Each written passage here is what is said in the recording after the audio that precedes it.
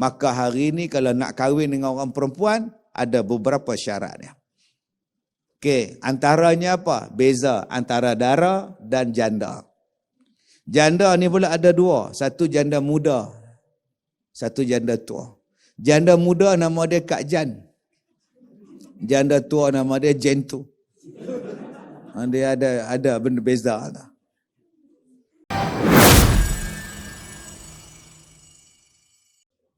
Baik, hari ini saya nak memetik daripada surah An-Nisa ayat yang ke-19. Jadi tuan-tuan semua ada iPhone masing-masing, smartphone masing-masing, jadi kita boleh buka surah An-Nisa ayat 19. A'udzu billahi minasyaitonir rajim. يا أيها الذين آمنوا لا يحل لكم أن ترثوا النساء كرها ولا تعضلوهن لتذهبوا ببعض ما آتيتموهن إلا أن يأتين بفاحشة مبينة وعاشروهن بالمعروف فإن كرهتموهن فعسى أن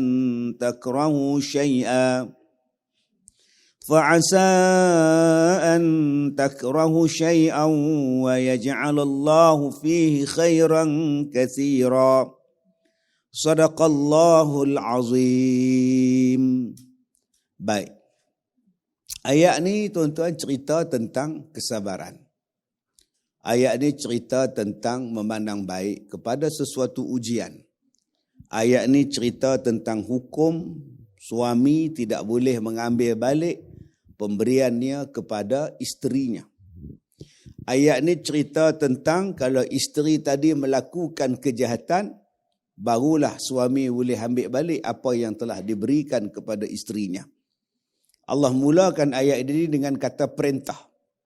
Ya ayyuhalladzina amanu, wahai orang-orang yang beriman. Allah kalau dia nak turunkan perintah kepada kita, Allah gunakan bahasa yang cukup sopan. Dia sebut ya ayyuhalladzina amanu, wahai orang-orang yang beriman. Manisnya tuan-tuan, Allah panggil kita wahai orang-orang yang beriman. Subhanallah, Masya Allah. Allah yang maha agung, Allah yang maha perkasa, Allah yang maha hebat. Bayangkan langit yang begitu besar. Ini baru langit dunia yang kita nampak ni. Duk ada berapa lapis lagi langit. Dan kita tak langsung campur tangan dalam penciptaan langit ni. Lupa pula dah. Aduh. Tak dapatlah nak nolong. Tolong bagi ingatkan dia. Macam mana nak bagi ingat?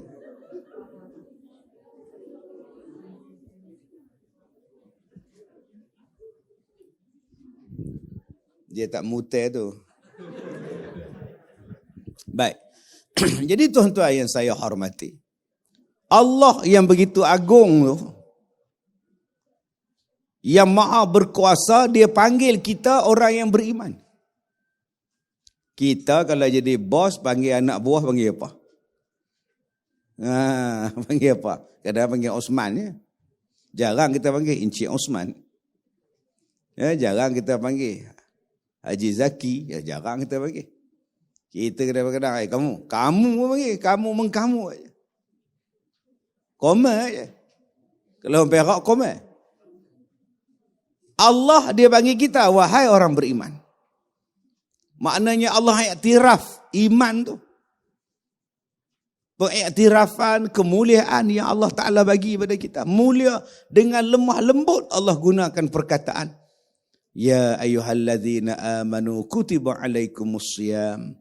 Wahai orang beriman, diwajibkan kamu berpuasa. Wahai orang yang beriman, jika datang kepada kamu orang fasik, jangan percaya terlebih dahulu, siasat terlebih dahulu, kata Allah. Allah Ta'ala sebut berapa banyak orang beriman, orang beriman, orang beriman. Jadi kalau Allah menggunakan perkataan yang sangat sopan, kenapa kita tak boleh guna perkataan yang sopan? Sebab ada orang sebut, dia tu ustaz, mulut je jahat tapi hati baik. Dia tu memang laser pun, tapi hati dia baik. Kamu jangan kira mulut dia lah. Mulut dia memang macam itu, tapi dia okey. KO. Mulut yang jahat itu lambang daripada hati yang jahat. Mulut yang cakap kotor, hati pun kotor. Mulut yang cakap benda tak bersih, hati pun tak bersih. Benda yang tak bersih akan keluar tak bersih lah. Mana pula benda tak bersih keluar benda yang bersih pula. Jadi tuan-tuan, biasa-biasakan bercakap yang baik. Kerana orang menilai daripada apa yang kita cakap. Asal cakap je ngumpat, asal cakap je ngumpat. Satu hari, dia pula akan umpat kita. Kita berbual dengan dia, dia umpat orang lain. Okey, kita berdengar. Satu hari, dia pula umpat kita pada orang lain. Sebab tu berhati-hati tuan-tuan. Nak tengok orang tu baik ataupun tidak, cuba tengok perkataan pertama dia menyembang dengan kita. Perkataan apa yang dia menyembang dengan kita. Mula-mula dia cakap dah pasal hal orang lain. Kita tak tanya pun. Kau tahu tak si Zul tu? Kenapa? Nampak? Tak ada pun kita tanya pasal Zul tu. Zul kapan nama dia? Ni cerita Ro'o, Zul kapan? Kita tak tanya pun cerita pasal Zul, kita tak tanya pun, tiba-tiba dia sendiri buka cerita. Berhati-hati dengan orang macam ini. Orang macam ni, satu hari dia buka pula cerita kita pada Zul. Orang yang bagus, bila kita berbual dengan dia, dia tak nak cerita pasal orang. Dan lagi bagus, dia tak cerita pun pasal diri dia. Sebab ada orang yang bila berbual, dia akan bercerita tentang anak dia, keluarga dia, suami dia, husband dia, mate dia. I tak tahulah dengan husband I tu. I semalam I buat dekat dia spaghetti, tak makan tau. I tak tahu dah masak apa. Semalam masak dekat dia laksa pun tak makan. Tak tahulah husband I tu. Macam dia seorang, ada suami tuan. Ini pun menimbulkan menyampah juga. Duk cerita perangai anak dia duduk asrama, cikgu lantik jadi ketua dom. Itu pun nak cerita dekat PTPK. Tapi memang I nampak anak I tu macam dia ada sifat-sifat macam kepimpinan dah ada tau. I tak heran pun kalau cikgu lantik dia sebagai ketua dom pun, I tak heran. Mungkin satu hari nanti dia akan bertanding Parlimen Larut. Astaghfirullahaladzim. Jadi tuan-tuan yang saya muliakan, bila kita lihat manusia ni, di awal-awal kita nak tengok ialah mulut, perkataan. Jadi kalau mulut, perkataan, percakapan kita tu asyik nak perli je, dia takkan menjadi bahagia kita berkawan dengan dia. Dia takkan membahagiakan pasangan hidup dia. Sebab itu Allah mengajar kepada kita perkataan yang baik. Dan Allah menggunakan perkataan yang cukup sopan di dalam Al-Quran. Allah tak gunakan perkataan mencarut. Dia tak sebut punggung. Allah Ta'ala sebut belakang. Dia tak sebut punggung. Dia tak sebut bersetubuh. Dia sebut menyentuh. Aula mastumun nisa. Hebatnya bahasa Quran ni tuan-tuan. Dia tak sebut bersetubuh. Dia sebut Allah guna perkataan sentuh. Bila kamu menyentuh isteri kamu. Nampak? Sebab itu orang tua-tua dulu pun guna perkataan sentuh. Bila kamu ni nak mengandung ni leha. Dah 5 tahun kamu kahwin, tak ada yang beranak. Mak pula yang beranak. Mak dia mengadu. Macam mana mak saya nak beranak? Abang Leman tak pernah sentuh saya mak. Nampak? Bohong sangat semalam aku tengok dia pegang kamu. Itu pegang mak. Abang Leman tak pernah sentuh mak. Dia tak pernah sentuh saya mak. Ya Allah. Habis tu dia sentuh siapa? Johan. Astaghfirullahaladzim. Rupanya gay. Yang mengandungnya Johan. Isteri tak mengandung. Tak kehuhara. Allah gunakan perkataan-perkataan yang cukup sopan. Dan begitulah dengan Nabi Muhammad sallallahu alaihi wasallam. Nabi Muhammad juga menggunakan perkataan yang sopan. Orang tanya pada kita, kenapa Nabi kahwin ramai? Salah satu sebabnya ialah senang orang perempuan pergi jumpa dengan isteri Rasulullah. Pasal Rasulullah ni malu nak cakap dengan orang. Rasulullah ni susah nak cakap dengan perempuan ni, payah. Okey, kamu pergi tanya isteri aku. Zainab ada, Aisyah ada, pergi tanya. Apa kita tanya pada Sofiyah ke benda tanya? Nak tanya soalan apa? Nak tanya soal masalah orang perempuan, haid ke apa benda ke? Nak tanya pada Nabi malu. Nak tanya pada isteri Rasulullah. Okey, sebab tu antara sebab yang Nabi itu kahwin banyak, perintah Allah. Sebab ada orang yang tak suka Nabi kahwin banyak ni. Dia tak tahu. Macam saya sekarang. Jalan merata-rata. 2 hari ni ke Pahang, 3 hari ni ke Pahang. Sekarang di KL, petang kan di RTM Perak, malam kan di Jitra. Mana ada di rumah. Jadi kalau orang nak tanya soalan pada saya macam mana? Tanya pada isteri tu. Ni mana faham, tak faham sudah tak ni. Tapi sekarang ni ustaz tak mau menikah banyak, takut bini. Tak benar faham, tak faham sudah tuan. Jadi bila tak banyak isteri, susahlah nak jumpa. Susah nak bercakap. Okey, ustaz mana ustaz Jitra, ustaz mana ustaz Johor, ustaz mana ustaz di Kedah misalnya. Itu yang timbul masalah pada kita ni. Macam baru ni ada orang Minang saya pula tak nak. Dah orang Minang saya ni asyik tak nak je tentang pelik ni. Dia kata, ustaz saya kalau kahwin dengan ustaz saya bela ustaz, saya jaga ustaz. Tak apalah kak. Saya pun tak sihat kak. Kencing manis, kencing tawa, kena kencing, semua ada. Jantung. Itu sebab saya nak kahwin dengan ustaz. Saya nak jaga ustaz. Umur dia 64.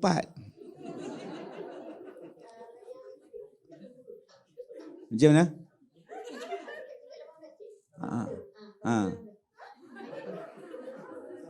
18 ya?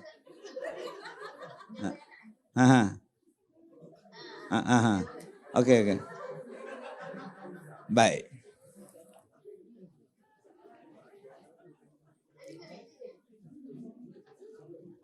Baik. Jadi saya kata dekat dia,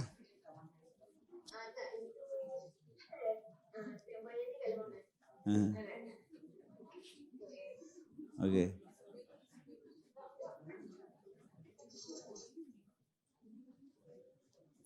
Okey, dah. Baik, okey. Jadi tuan-tuan yang saya hormati, kadang-kadang ialah umur dia 64. Saya kata kak minta maaf lah kak isteri saya tak bagi. Betul ustaz tak menyesal? Dah, insya-Allah tak menyesal. Tak apalah, balik. Pasal 64, cuba 24. Insulin ada kak, kita boleh bagi rendahkan bacaan gula tu insya-Allah. Tuan-tuan yang saya muliakan. Jadi lepas ni bila kita bercakap dengan orang, ingat orang sedang perhatikan perkataan kita. Tolong berhati-hati bila bercakap. Hati yang bersih dah keluar daripada perkataan yang bersih. Orang mula-mula menilai perkataan kita dulu. Lepas tu baru orang menilai perlakuan kita. Kontrol. Sebab itu kita boleh kontrol di office. Tapi jarang kontrol di rumah. Maka Nabi kata, sebaik-baik lelaki yang paling baik pada isteri dia. Maka nak tahu baik tak baik kita, bukan di pejabat. Di rumah. Tanya isteri, Kak Nap, macam mana suami Kak Nap? Tak boleh pakai. Tapi di office okey. Office baiklah depan korang. Depan Kak Nap, kamu tak tengok macam mana? Kata dia, sudah tuan-tuan. Sebab tu kalau Kak Nap kata macam mana dengan Abang Bidin Kak Nap? Allah. Tak tahulah nak cakap. Memang Allah bagi rezeki kan. Anugerah Allah. Maknanya Abang Bidin tu baik betul lah. Kalau isteri dia kata Abang Bidin macam mana Kak Nap? Dia gagah lah Ustaz. Boleh gagah lah Ustaz. Maknanya 50% yang merkak dia. Tapi kalau Kak Nap kata, Ustaz itulah terbaik Betul-betul terbaik amal bidin. Ya Allah, Allah bagi ustaz. Ya Allah, baiknya. Subhanallah. Dia semayang banyak ustaz. Tak tahulah orang lain tak macam dia ustaz. Tu tanya kawan, suami kamu semayang subuh tak? Semayang. Tapi suami saya semayang ustaz. 8 rakaat ustaz. Pasal banyak mana? Dia kata lagi banyak rakaat, lagi banyak pahala. Oh, ajaran sesat mana pula suami kanak ni tak nak. Nombor 2, tuan-tuan kena berhati-hati. Dengan apa yang kita cakap. Orang sedang menilaikan cerita, berita apa yang kita bawa. Sebab itu Nabi sebut, man kana yu'minu billahi wal yawmil akhir falyaqul khaira aw liyasmut. Orang yang beriman pada Allah dan hari kiamat, orang yang bercakap benda yang baik-baik, kalau tak pun dia diam saja. Itulah tanda hati yang baik. Bercakap benda yang baik, dan kalau tak ada benda nak cakap, dia diam.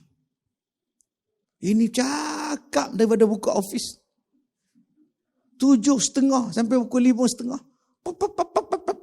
Cakap. Dalam jamban pun cakap bayang tak? Dalam toilet tu. Iyalah. Iya. Apa? Orang sebelah pun menjawab. Bila dia keluar tanda tu kosong. Aku cakap dengan siapa tadi? Demam 3 hari tuan-tuan. Dalam tanda pun tu bercakap lagi. Tuan-tuan, orang yang baik dia hanya bercakap benda yang baik. Dia tak cakap banyak. Jadi maknanya ustaz tak baik lah. Kenapa pula ustaz cakap banyak?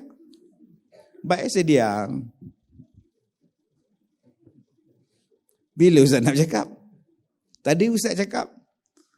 Kena cakap lah saya benda yang baik, bercakap banyak pun tak apa. Yang tak baik ni, jangan cakap. Kalau tak ada benda yang kita nak cakap, diam. Ini asal cakap, tengok je nak komen. Tengok je nak komen. Tengok je Ustaz Kazim, mana dia cari baju rimau. Dia nak komen. Tengok je pengantin, ya Allah. Agak kamu berapa tong gas dia? Berapa tong gas dia?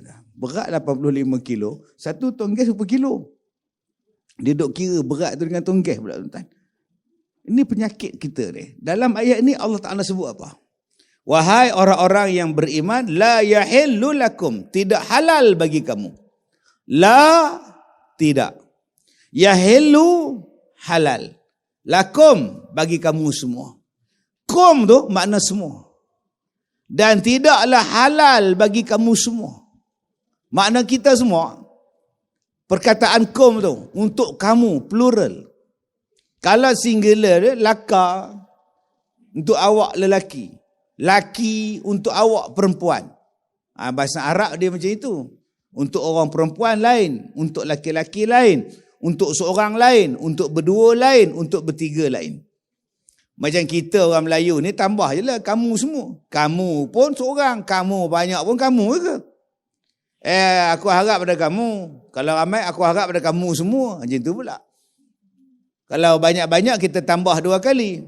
Banyak-banyak. Kereta-kereta itu sekarang tersadai. Kereta-kereta itu. Orang putih tak bayar 2 kali. Dia tambah S saja. Cars.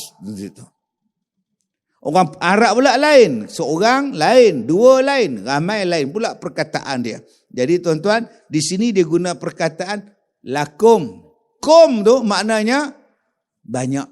Lakum dinukum waliyadin. Bagi kamu agama kamu, bagi aku agama aku. Okay, tu yang semalam saya duduk tengok orang buat TikTok. Jadi imam suami dia sembahyang tak jumpa ayat lakum dinukum. Tuan-tuan jangan duk buat main-main dengan sembahyang. Ni dosa besar. Haram tu. Walaupun berlakon. Sembahyang tak boleh buat berlakon. Walaupun dalam drama. Ya, pakai telekong. Action. Haram tu. Semayang tak boleh. La taqrabus solah. Jangan kamu hampir kepada semayang. Melainkan kamu ni ambil wuduk lah, apa benda lah. Bukan boleh gitu-gitu. Tak? Walaupun atas nama berlakon. Sebab tu saya masuk dalam benda lakonan ni. Boleh saya tegur. Saya dulu jadi juri. Mega lawak. Superstar. Mana ada ustaz jadi juri? Saya jadi juri tetap, Lisa Surihani jadi tetap. Yang lain ni juri jemputan. Rosyam lah, Yusuf Aslam lah, M. Nasir lah, apa semua. Saya bagi markah, saya tegur, saya komen. Jadi orang tanya pada saya, pasal apa ustaz terima jawatan tawaran jadi juri? Saya kata bila saya masuk di situ, saya boleh tegur. Kumpulan yang pertama, kumpulan Hak Sabah. Hak rambut panjang, nampak atu nama orang. Dia jadi berlakon dalam drama atas pentas tu, jadi pencuri surau. Pencuri tabung surau. Dia pakai telekung, nyamar jadi orang perempuan. Saya kata walaupun kita berlakon, tetapi berlakon memakai pakaian perempuan, telekung misalnya adalah haram. Lain kali jangan buat lagi. Lain kali jangan buat. Mereka pun tengok mereka pun tengok mereka.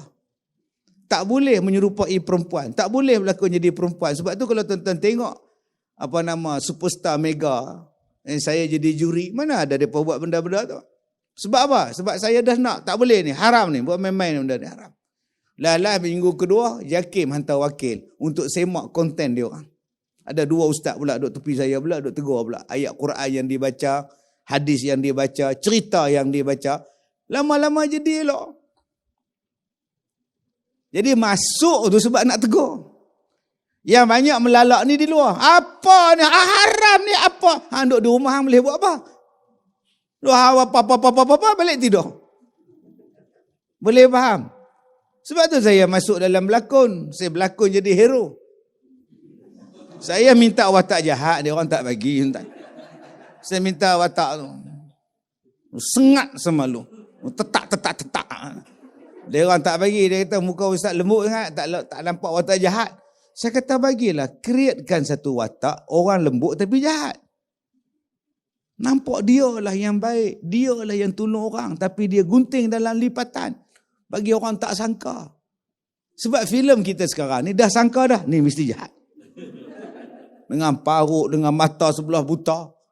Dengan bawa pistol ni mesti jahat ni. Yang tu kita dah tahu lah. Kita nak tengok hak jahat ni siapa dia. Hak kita tak sangka. Yang tu betul. Tak apa ustaz, skrip tak boleh. Tak apa. Itu apa yang untuk saya? Hero. Yang tu lagi bagus. Saya kata. Hero tak boleh mati. Bila saya buat, saya letakkan syarat. Nak berlakon dengan saya, perempuan semua tutup aurat. Semua tutup aurat. Tidak, saya tak mau. Okey. Siapa yang ustaz pilih untuk jadi pelakon perempuan? Isteri ustaz. Saya kata saya ni istua. Rita Rudani okey lah. Telian Elio pengarah tu. Rita Rudani yang cakap. Isteri saya dengar tau. Dia kata, abang tak apa mama ambil cuti lah. Berapa hari syuting mama ambil cuti. Tak boleh percaya laki aku ni. Dalam filem tu bukan Rita Rudani lah, orang lain. Jadi isteri saya. Bila saya sakit, pingsan, jatuh. Kalau suami jatuh, isteri buat apa? Kalau akak-akak lah suami jatuh depan akak-akak buat apa? Oh, terpah lah abang. Goncang badan abang. Dalam filem tu saya jatuh. Isteri saya dalam filem tu. Abang. Tuan. Mana ada tuan. Tak real langsung tuan. Pasal apa? Pasal saya tak boleh pegang. Semua kena semayang berjemaah. Semua kena sembahyang jemaah. Tak ada benda-benda yang tak betul. Akhirnya filem ni insyaAllah jadi elok. Sebab tu bayangkan setiap satu tempat ada orang yang masuk dan bernasihati. Maharaja Lawak, ustaz jadi juri dia. Hak berlakon filem, ustaz berlakon filem. Drama pula ustaz berlakon. Agak-agak jadi apa industri filem kita. Bayangkan Ustaz Kazim jadi menteri apa? Apa yang saya boleh buat? Ini baru dicalonkan, hentam siang malam pagi petang. Kemudian kita katalah kerajaan teruk.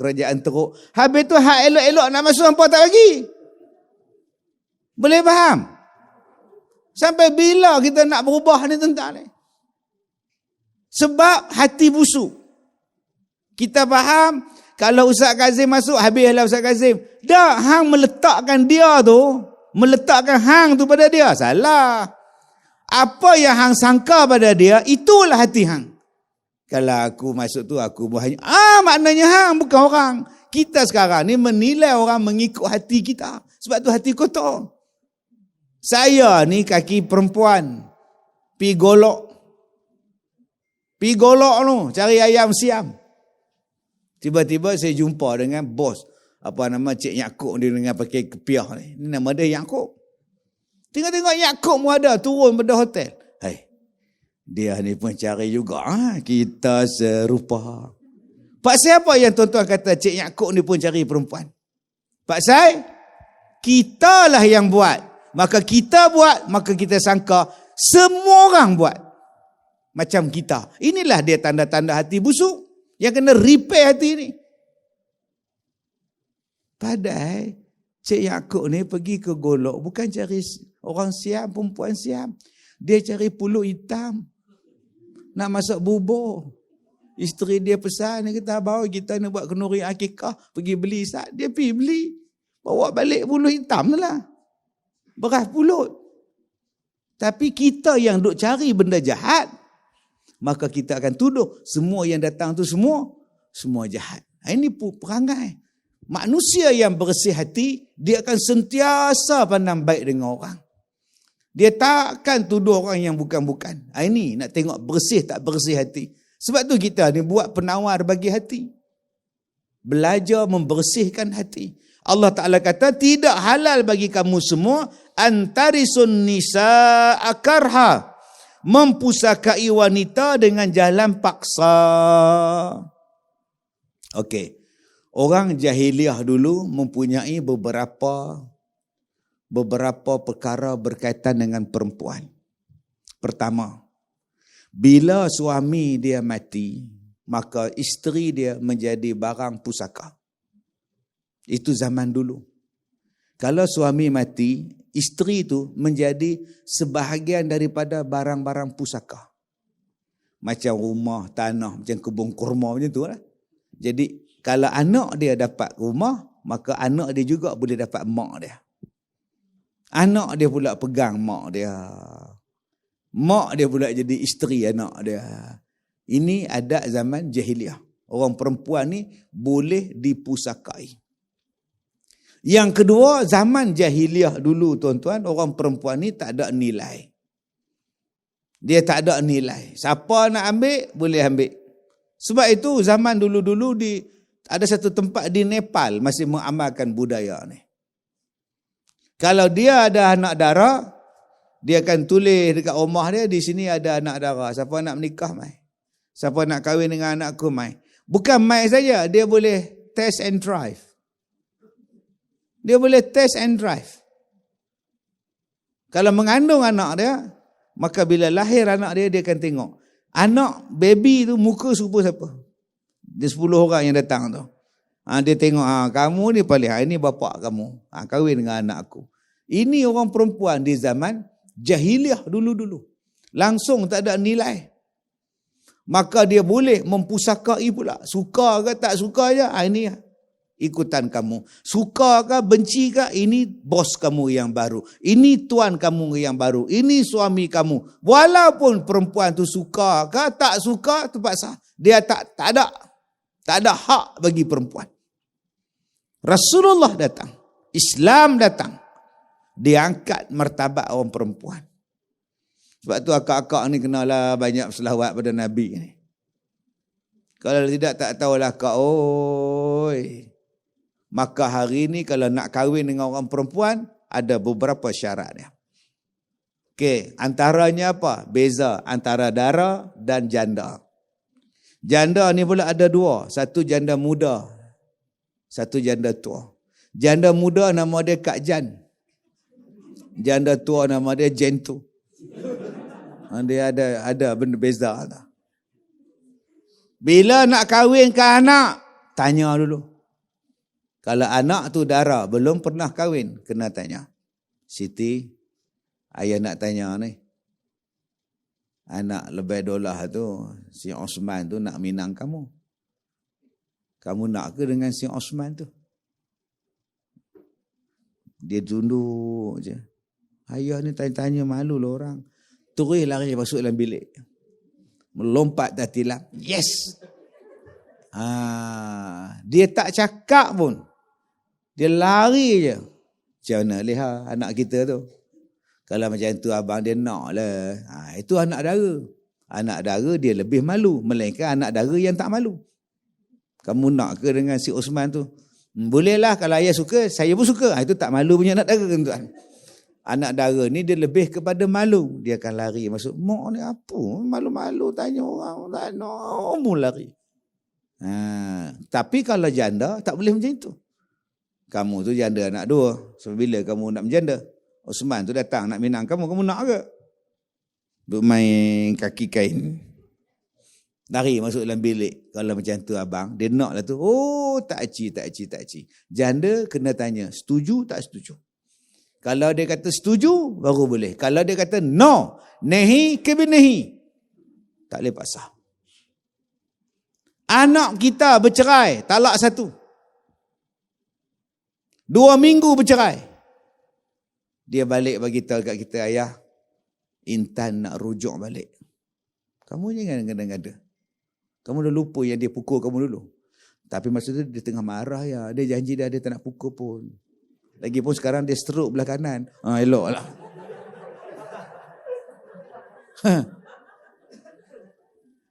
Mak tak setuju kamu nak balik.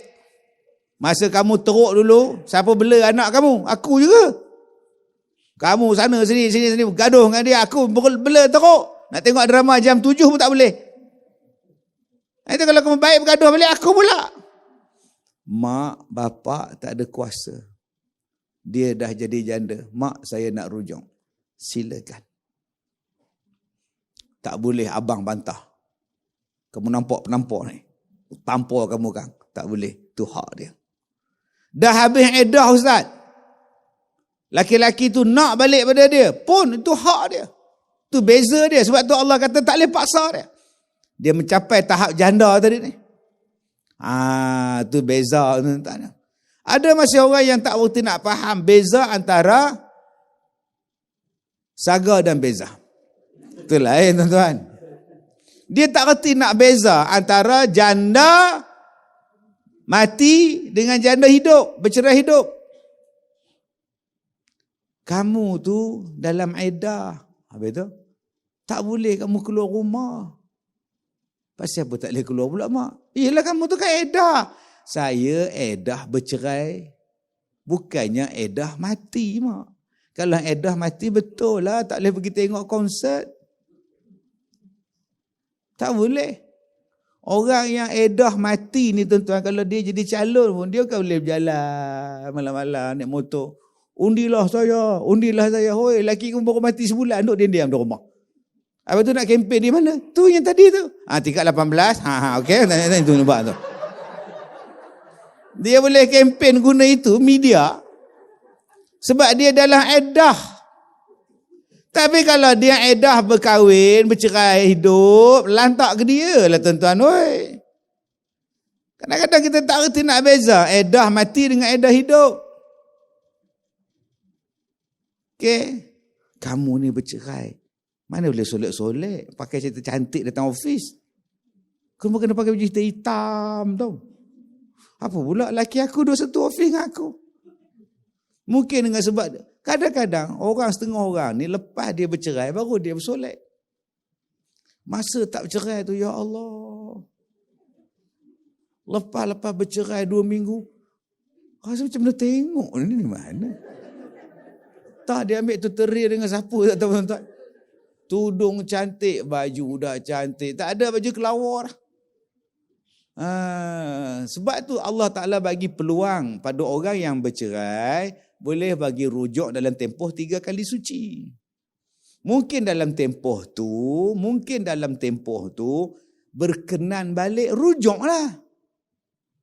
Rujuk. Dalam tempoh 3 bulan ni kita panggil sebagai cooling period. Tempoh bertenang. Waktu tu tengah marah. Jadi bila duduk seorang-seorang, memang mata tengok TV tapi hati teringat. Memanglah dia kuat beleter tapi masak dia okey. Sekarang ni apa masak pun tak ada. Makan Maggi je mampu aku. Silap betul. Cepat sangat aku cerai dia pun. Aduh. Isteri pun tak kata main TikTok tapi hati teringat kat suami. Memanglah dia tu barang tapi barang mas cukup. Duit kereta dia bayar, duit rumah dia bayar, barang itu Allah.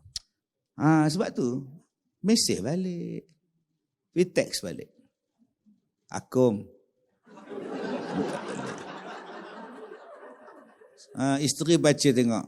Wakalam. Isteri jawab. Bila dia jawab, Alhamdulillah lah. Buat apa tu? Isteri jawab. Tak ada buat apa pun.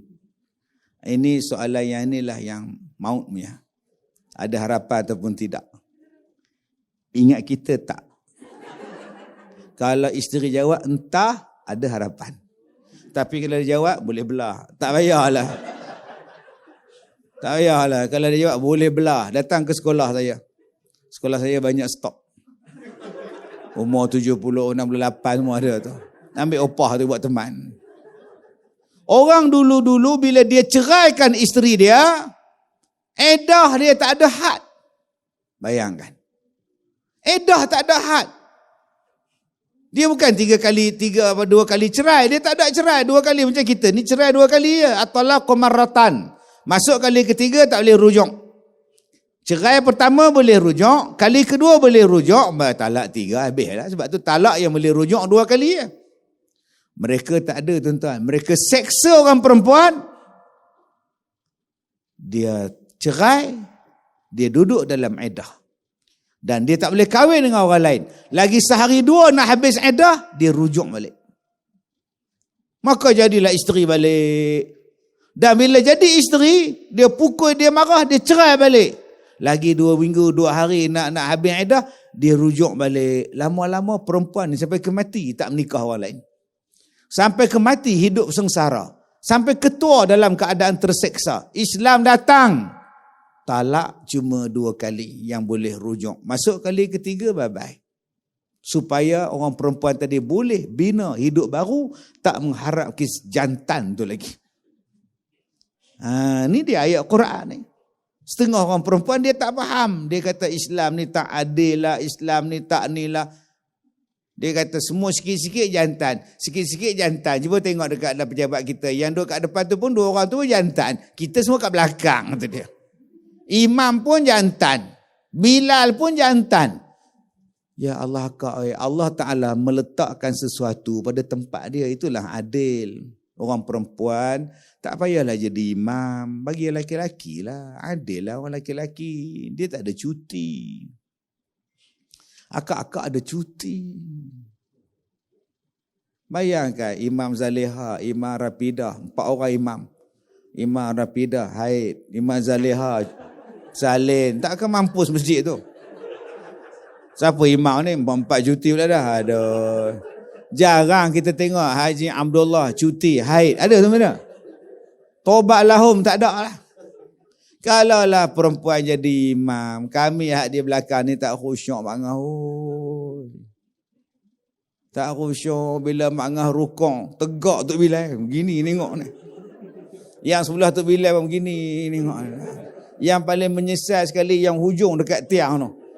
Tak nampak lah pula. Ada nampak. Sebab tu Allah Ta'ala ni dia letak bagi adil. Duk diam-diam sudah lah. Tengok dia letak pada orang perempuan tu. Kamu jangan ambil orang perempuan secara paksa. Mesti dengan keredaan dia, kerelaan dia. Maka kalau akak-akak ni tak setuju kahwin, jumpa Tuan Qadhi. Tuan, saya tak setuju untuk dinikahkan oleh bapa saya. Pak tak boleh marah. Tuan, bapa saya ni nak kahwinkan saya dengan satu-satu orang. Saya tak setuju, Tuan. Boleh cakap. Yang lari malam tu pasal apa? Jangan ada terus cerita steam mersing pula lalu ke bawah rumah lari. Pergi cari Abang Damak. Ni kejang Pak Malau. Lah Damak yang kena. Pak Malau marah dia. Cakap dekat Tuan Qadhi. Saya tak setuju Tuan. Sebab tu naik Qadhi. Bila dia nak nikahkan kita. Dia main tanya. Saya ustaz ni. Saya naik Qadhi. Saya nak tanyalah. Nama. Latifah. Kak Benalan. Kita pun sebut lah. 908 apa semua kita sebut lah. Ni nak tanya lah. Sohih lah. Setujukah dikahwinkan dengan si Fulan bin si Fulan? Tunduk. Saya tanya lagi sekali ni. Setuju tak? Tak setuju. Bapa paksa. Habis itu kamu nak siapa? Nak dengan ustaz. Sudah tuan-tuan. Tak apa, kita isi borang baru. Kata ustaz lah. Kan susah apa sangat. Boleh cakap. Bila tuan-tuan tak cakap, tu yang jadi drama pukul 7 tu. Dengan drama pukul 7 tu. Dah kahwin. Suami main pegang. Tak nak lah pegang-pegang. Menyampah aku. Tunggu lagi minggu keempat. Mesti pegang punya tuan-tuan tu.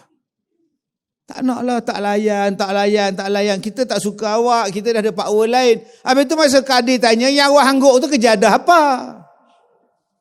Bodoh. Itu nyusahkan orang. Cakaplah saya tak nak. Pergi jabat agama saya tak nak. Itu hak anak dara, hak perempuan. Kalau bapak pilih wali mujbir nama dia. Pilihan bapak tu syarat, maka anak tak boleh tolak lah. Tapi kalau pilihan bapak tadi tak memenuhi apa-apa syarat, isteri apa nama, anak boleh tolak.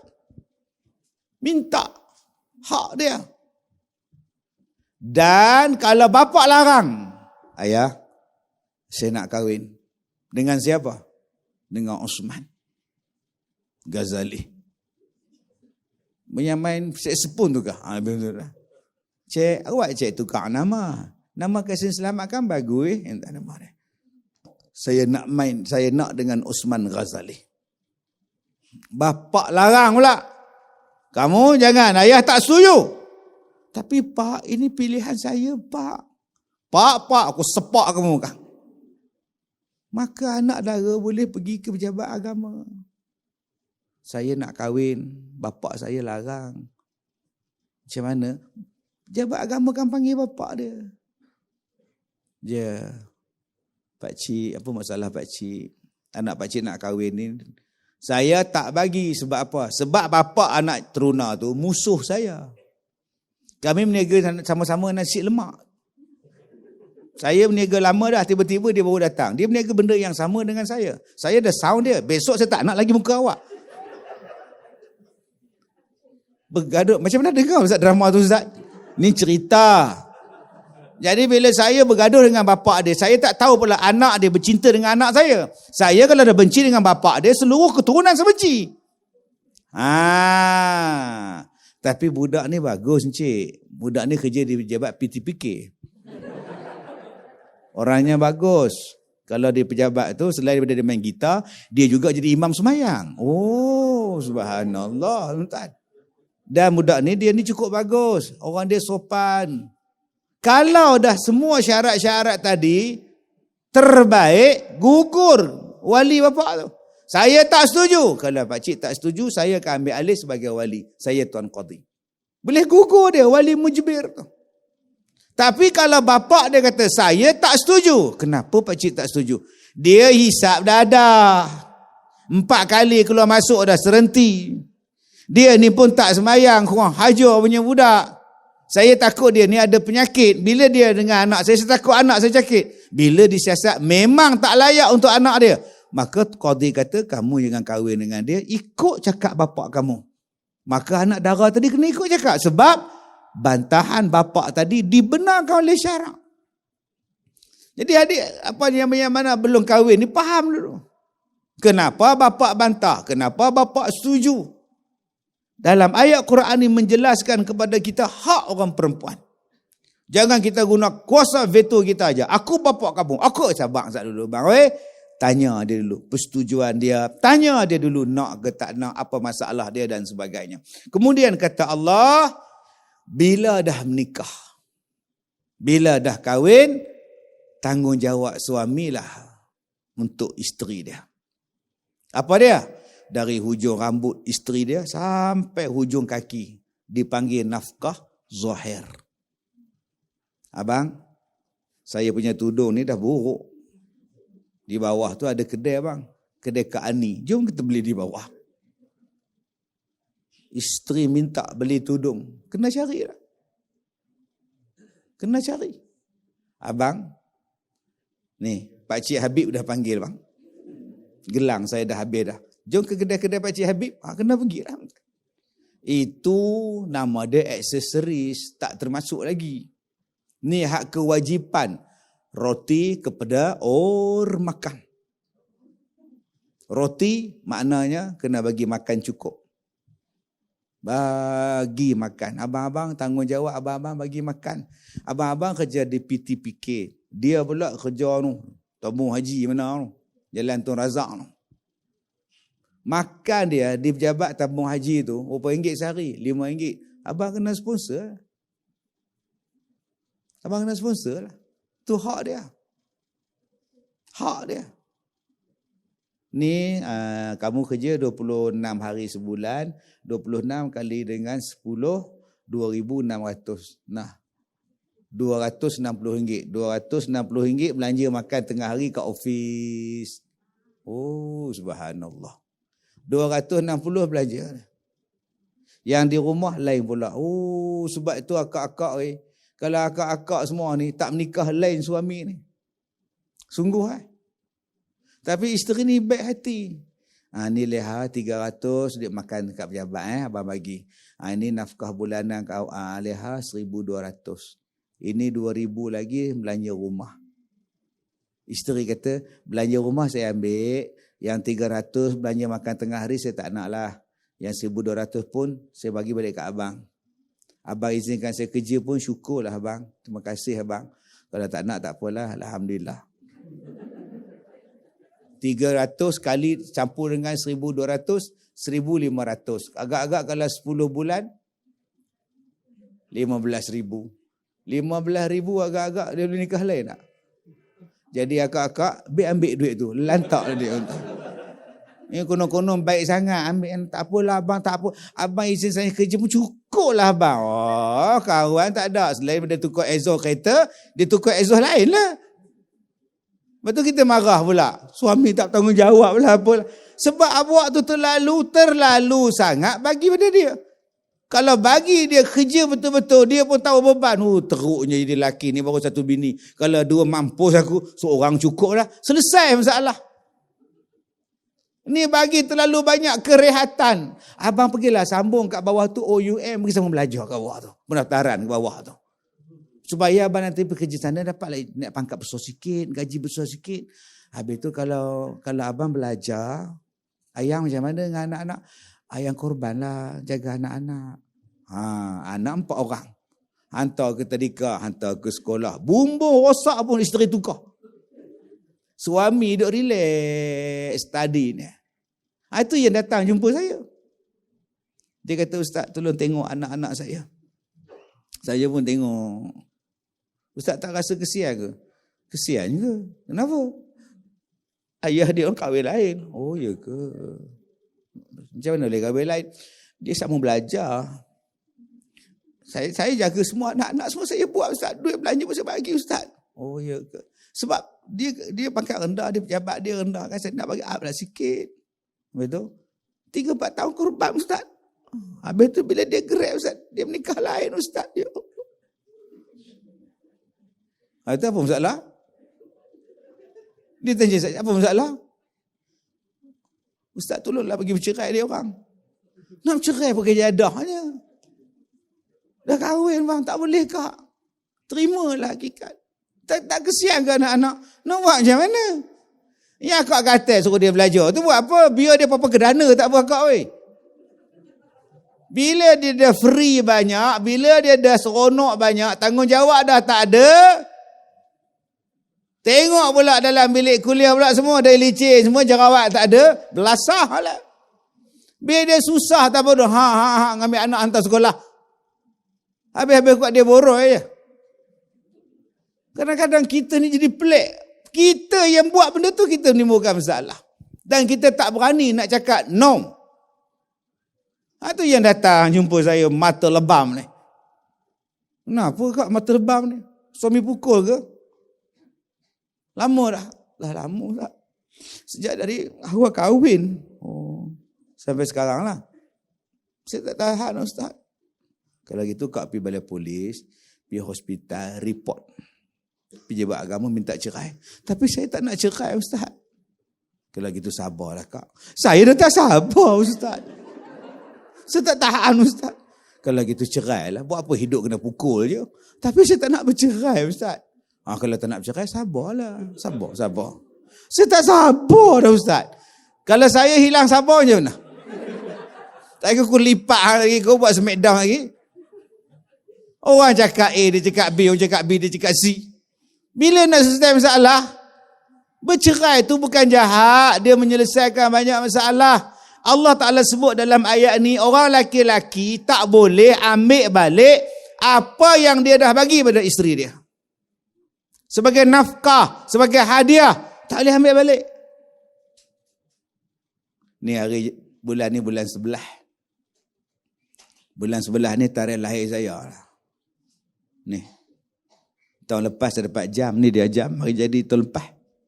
Saja nak habaq kokok orang sini bagi jam lah, tak? Kita ni hari jadi isteri, kita bagi jam kat dia. Bagi mah kat dia. Pergi beli kedai Pakcik Habib. Bila bergaduh, kita minta balik. Bak balik. Tak boleh. Kita curi barang dia. Tak boleh. Haram. Yang dah bagi pada isteri, tu dia punya. Ustaz, kalau saya ambil balik macam mana? Abang pernah tengok anjing? Pernah? Abang pernah tengok ada anjing tu muntah? Anjing tak pernah, Ustaz. Kucing selalu. Sekarang abang bayangkan anjing muntah. Dia jilat balik muntah tu. Abang rasa apa? Dah lah kotor. Jilat pula. Macam itulah bandingan seseorang yang dah bagi pada orang lain, pergi ambil balik. Macam anjing yang muntah, kemudian dia jilat balik muntah dia. Dah bagi tu hadiah rezeki dia. Abang-abang tak boleh ambil balik dah. Beras tak nak ambil. Ikan tak nak ambil. Nak ambil barang mah je. Ikan yang beli hari tu, minta lah balik. Macam mana abang tak boleh minta beras, tak boleh pulangkan balik ikan, macam itulah abang tak boleh minta balik apa yang dah diberi pada dia. Itu rezeki dia, hak dia. Kalau berlaku pertikaian, kalau berlaku pergaduhan, tak boleh. Waktu isteri pergi kerja, dia balik ke rumah, dia selongkar almari. Dia ambil balik barang mah, dia ambil balik jam yang mahal ni. Dia ambil, isteri balik petang, buka-buka dah tak ada. Telefon dia, awak ambil ke kita punya? Tu aku bagi hadiah pada engkau. Besok aku nak ambil kereta. Tinggalkan kunci kereta, aku nak ambil kereta pula. Allah kata tak halal bagi kamu ambil balik. Tu rezeki dia, tu hak dia. Ni kena ingat ni, akak-akak ni. Kadang-kadang kita tak tahu hak kita. Sabarlah, tak apalah Ustaz. Tak apalah Ustaz. Yang kedua, kadang-kadang banyak konflik kita ni rumah tangga ni. Rumah nama suami, isteri bayar. Apa ada juga. Rumah nama abang, tapi kau bayarlah bulan-bulan sebab abang dah bayar kereta. Abang dah bayar kereta. Abang dah bayar ini anak sekolah semua. Rumah kau bayar. Kau bayar.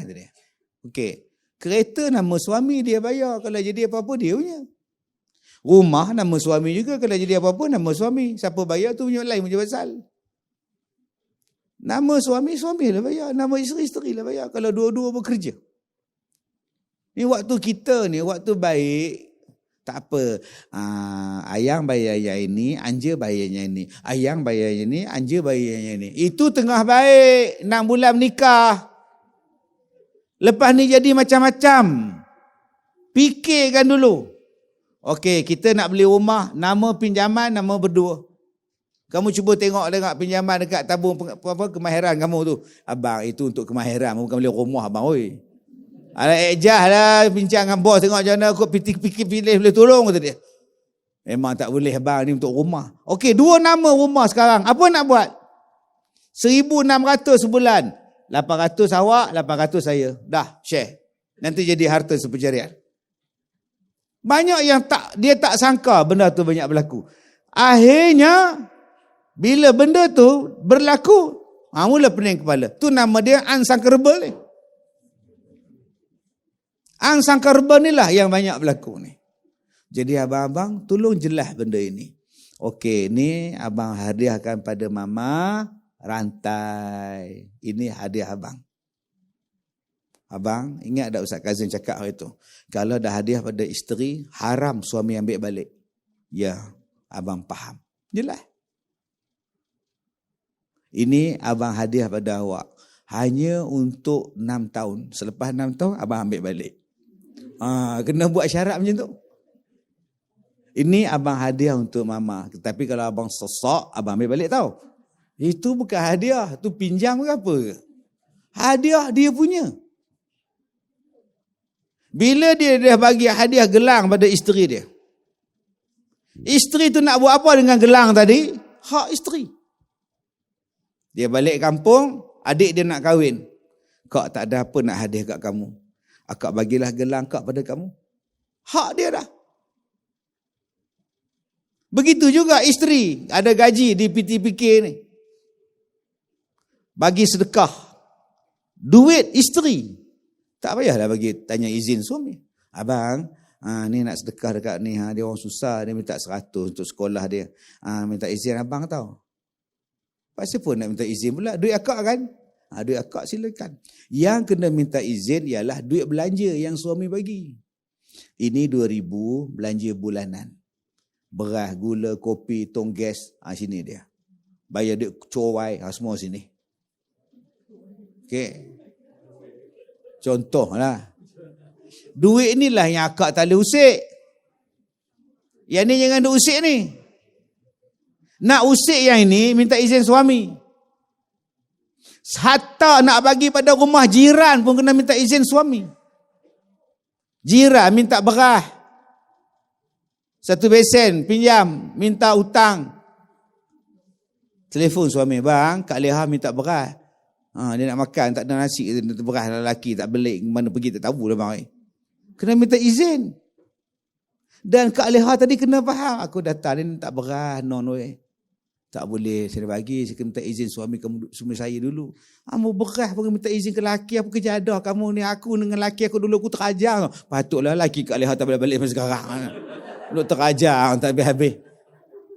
Dia kena minta izin. Melainkan kalau benda tu makanan basah dan cepat basi. Yang tu tak payah minta izin.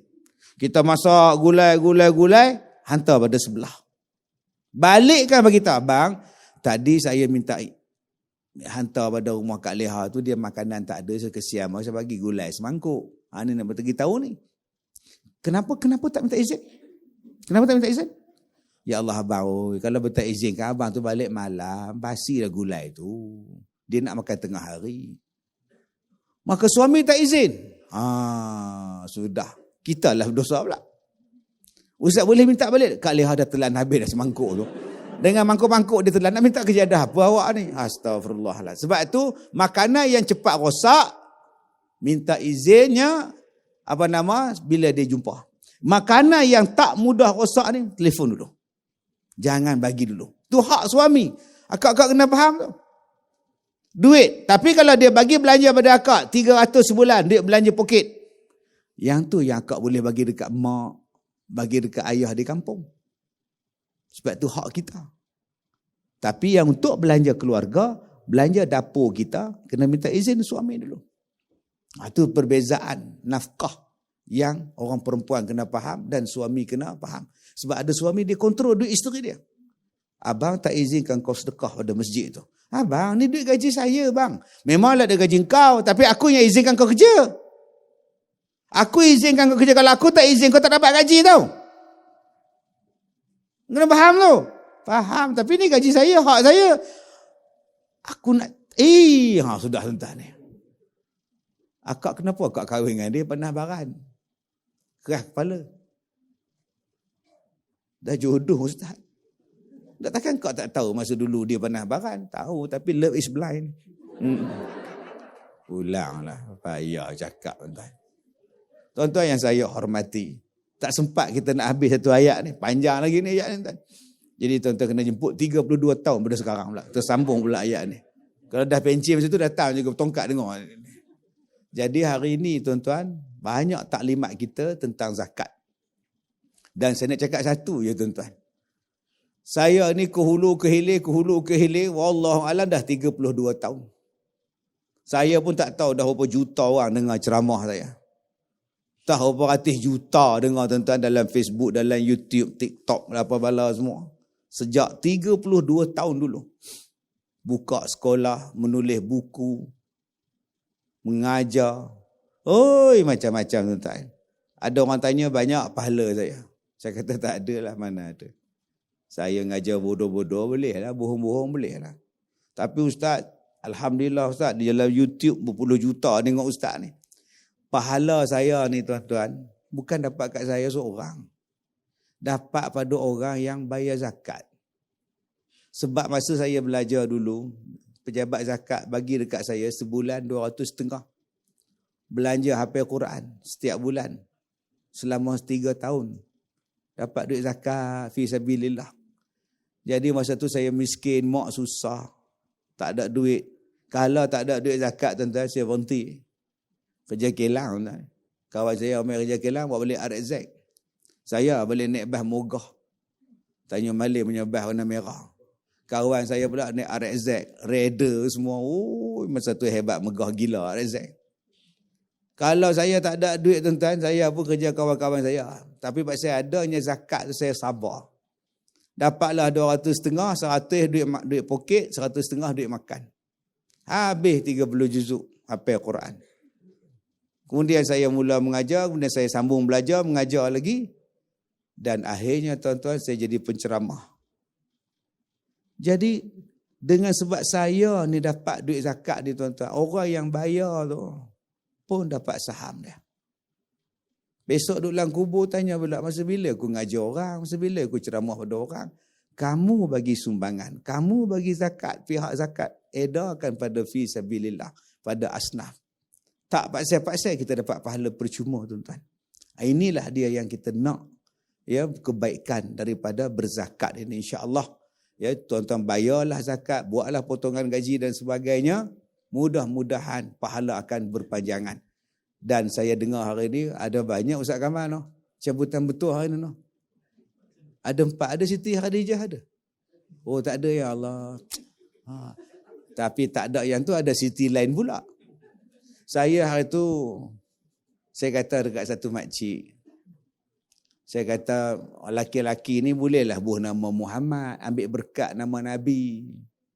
Kalau anak perempuan kak, janganlah buh nama Muhammad. Muhammad ni untuk laki-laki. Sebab dia nak buh nama anak dia Muhammad juga.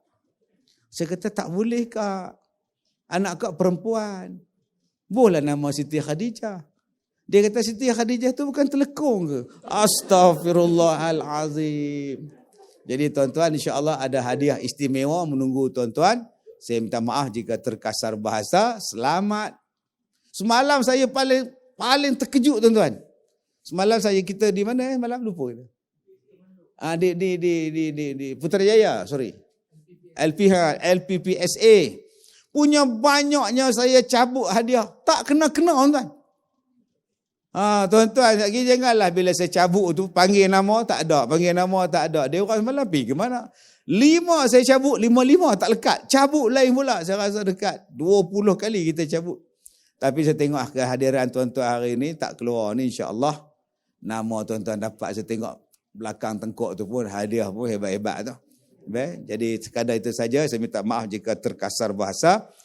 Kita sambung lagi lah tajuk kita ni bila-bila masa insya-Allah, ya, cerita bab nafkah, tanggungjawab suami isteri ni. Wabillahi taufiq wal hidayah. Assalamualaikum warahmatullahi wabarakatuh.